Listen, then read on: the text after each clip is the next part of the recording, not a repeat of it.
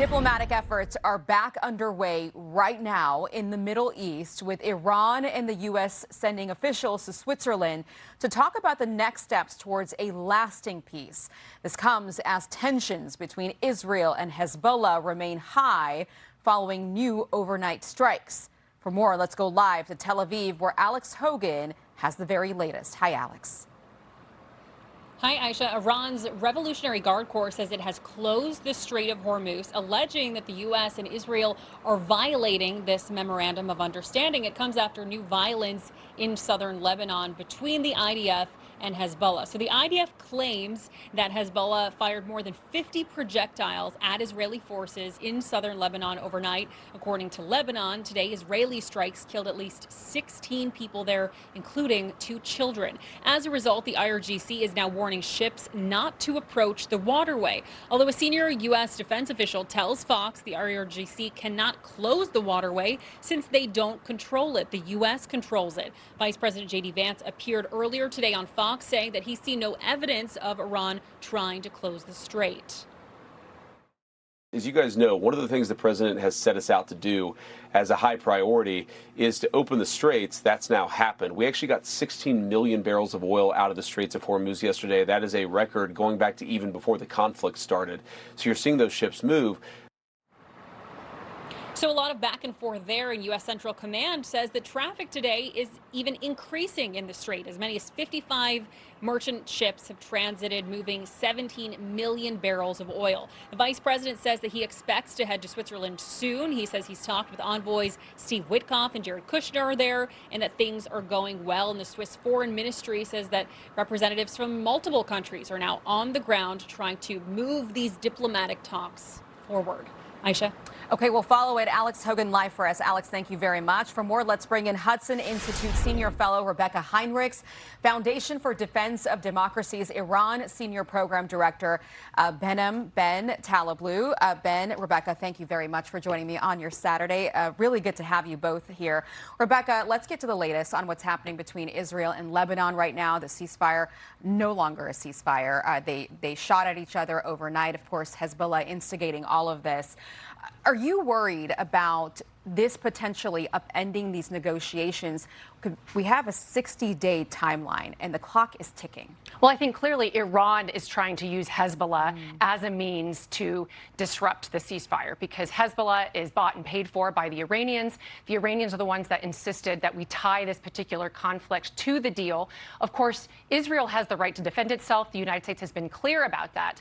But the Iranians seem to be trying to determine how badly the United States wants to keep this ceasefire in place, to see how much the United States is going to permit Israel to continue defending itself, or to do what the Iranians want us to do, which is to restrain Israel. Of course, that would be a deadly mistake. Hezbollah is responsible for the deaths of Americans as well as Israelis, and is an enemy of the United States as well. The vice president was on with Fox and Friends this morning, made some news. He's going to be heading to Switzerland in a couple of days, he said, to help with these negotiations.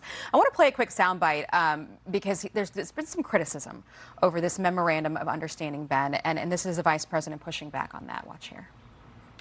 What the MOU says is that if the Iranians behave over a long period of time, they could get some of the benefits of this bargain. They assume that Iran gets the benefits without changing their behavior. That's not in the text of the agreement.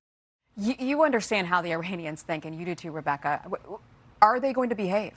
Well, they're not behaving right now. Right. And despite even the transformational rhetoric, really, Vice President Vance using the T word, transformation, when he was talking about the MOU and the historic distrust between the U.S. and Iran, there's nothing transformational about Iranian rhetoric today, and there's certainly nothing transformational about Iranian policy today. They're not looking to change the situation in the Strait of Hormuz. They want to continue to have a sword of Damocles over that. They're going to continue this incremental escalation via their chief terrorist proxy, Lebanese Hezbollah, against Israel. It's a group that, again, as Rebecca said, has American blood on its hands. And also, they're going to play to the edge diplomatically in Switzerland or wherever else the Americans and the Iranians negotiate, just to see how badly America wants it, just so that they can charge them more and more for it. And to the point that this regime isn't, benefiting already from the status quo, one, increase in sanctions has been paused, and two, the Strait of Hormuz, the blockade is open. And one of the chief beneficiaries is not the global economy, it's not the United States of America, it's the Islamic Republic of Iran. The Trump's blockade diminished Iran Iran's major source of revenue. That's the resources used to fight.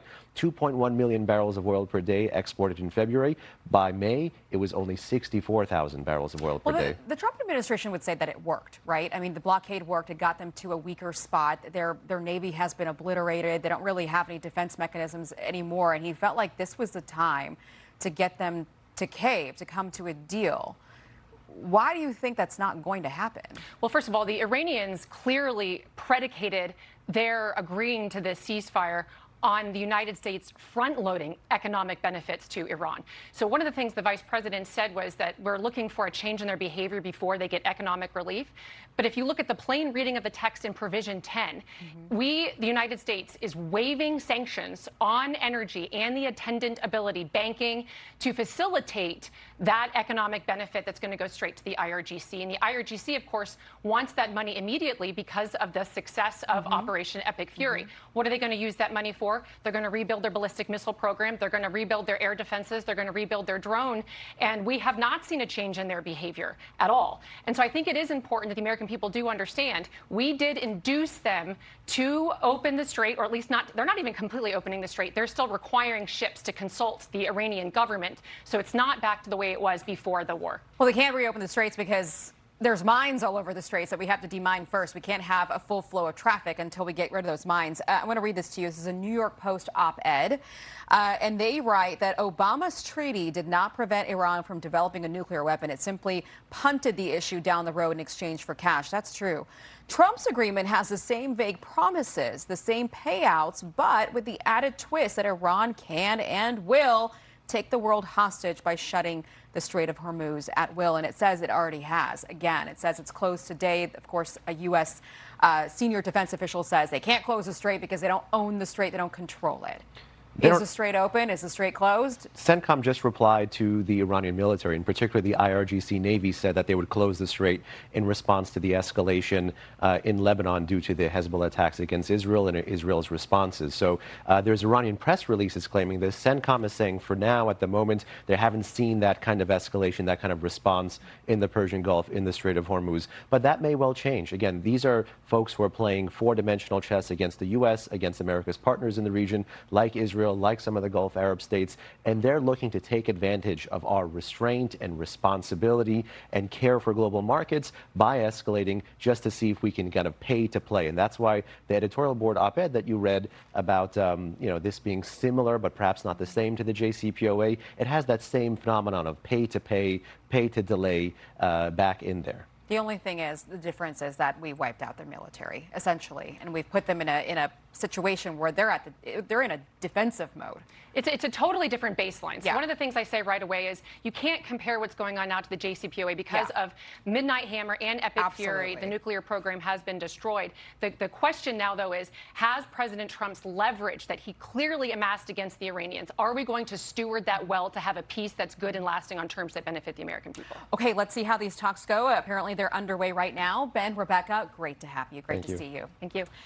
Be sure to like and subscribe for all the Fox News latest on YouTube and catch full shows streaming now on Fox One.